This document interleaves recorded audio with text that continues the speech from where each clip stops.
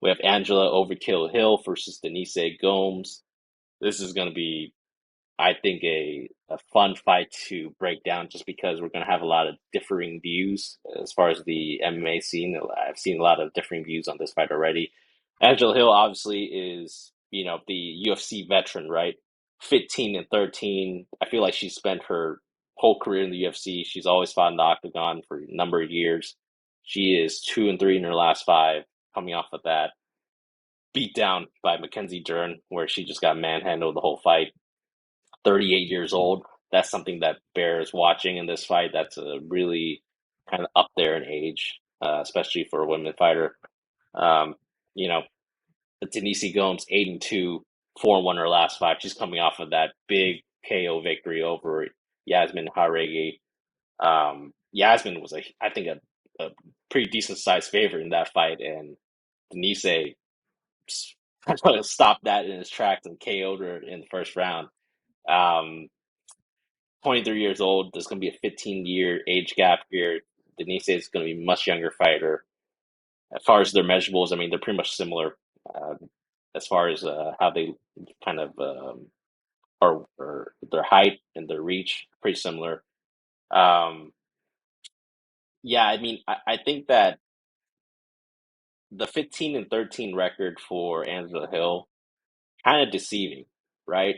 She's fought the best of the best, gone to toe with them in the last 10 years. If you look at her career, I mean, all decisions in a way, right? She's lost split decisions, unanimous decisions. I mean, it's been somewhat close fights throughout her career. She's mostly a striker, uses her speed and volume to edge out decisions. That's really her game plan. I think she's actually decent everywhere. Decent takedown defense, kind of a stick and move style, crazy durable. She's never been knocked out. Not dangerous though, especially at age 38. I mean, this is going to be, if she does win, it's going to be a decision. I think Gomes has great power at 115, especially coming off of the massive KO upset over Yasmin. She has decent takedowns, but she is more of a striker than a grappler herself. Now, according to MMA Math, they do share a common opponent. Loma look, I don't know how to say her last name. Loma look boomy. I've watched her fight though. Hill got the dub over Loma. Gomes got the L, and she was actually 30-27 on two of the judges' scorecards, so she lost like all three rounds. Now you could say that Gomes has improved since then, right? She's after that loss to Loma, she's had two wins over Bruna Brazil, and then obviously Yasmin. She's only 23, so she could be getting better and better. While Angela Hill obviously could be getting worse and worse. Um, I think that the interesting thing about Angela Hill is she does tend to do well against fighters like a Emily Ducati or like even a Lupi Godinez, fighters that don't have the best power and then can kind of, fight her back in a kind of a decision fight. She does well in those fights. However, when she does lose, it's usually to people who have a kind of power advantage over her. You saw that with Amanda Lemos. I mean, she did get knocked down against Amanda. I think that it was a close fight. Obviously, it was a split decision, but I have a feeling that Denise is gonna have a bit of a too much of a power advantage over Hill. Um, but a part of me really also thinks that Denise, I mean, she's coming off of this huge KO win, right?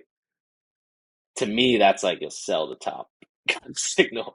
I don't know if Denise is she that good? I mean, this is gonna be for Angela Hill at least, especially coming off fighting Mackenzie Dern, who's like a top 10 in her division. You could even say top five. To fight a person like Denise Gomes, I mean, young in her UFC career, 23 years old. I think this is going to be such a step down in competition for Angela Hill. Um, I think it's a close fight. I mean, the odds, it's almost near a pick 'em right now, right? I mean, Denise Gomes opened up at a minus 210. She's now a minus 121. So people are taking the dog action on Angela Hill. I don't blame them. I mean, if I were to pick this, I'll say leaning Hill by decision. when the props come out, I want to definitely see what that looks like because I think that could be interesting. But once again, I'm probably not going to play either side here. The thing that I will probably attack that I think could be a potential good parlay piece is over 2.5. I think minus 300 over 2.5. I'm pretty much banking that Angela Hill's going to survive whatever Denise Gomes has for her. I mean, I know it's dangerous because Denise has pretty much KO'd her last two opponents, in pretty convincing fashion. So it is a tough one to kind of look at. But I mean, she did also get 30-27 by Loma, like not too long ago. So pick here is Angela Hill by decision. I think the over 2.5 could be a great parlay piece, and that's probably what I'll play when it comes to it. Gerard, what are your thoughts on this Hill versus Gomes fight here?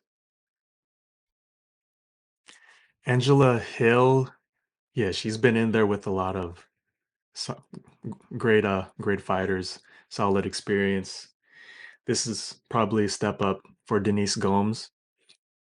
Um, the way I see this fight, looking at the whole card, I think this might be the most live bettable fight on the card, if you know what you're Mm, looking for. And Angela Hill, she has a good shot at winning if you we see her with the volume and constant pressure coming forward. So in the mm, first round, what I would look for is if Denise Gomes has to start fast.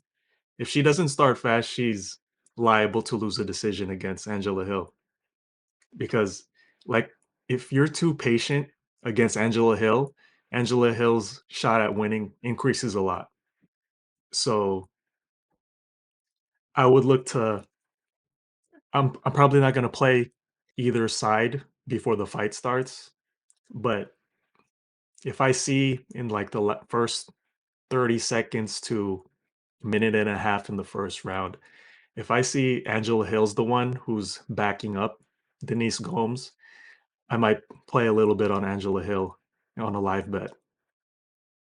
But if I see Denise Gomes start fast, then I'll probably play Denise Gomes live bet a little bit there because it always seems like Angela Hill wins these decisions if she's the one who has the volume and has the pressure, and the opponent is too patient, too much of a picking their shots type of fight against Angela Hill. They tend to lose. That's how we saw Emily Ducati lose that fight, and that Loma fight, that Luke Bunmi.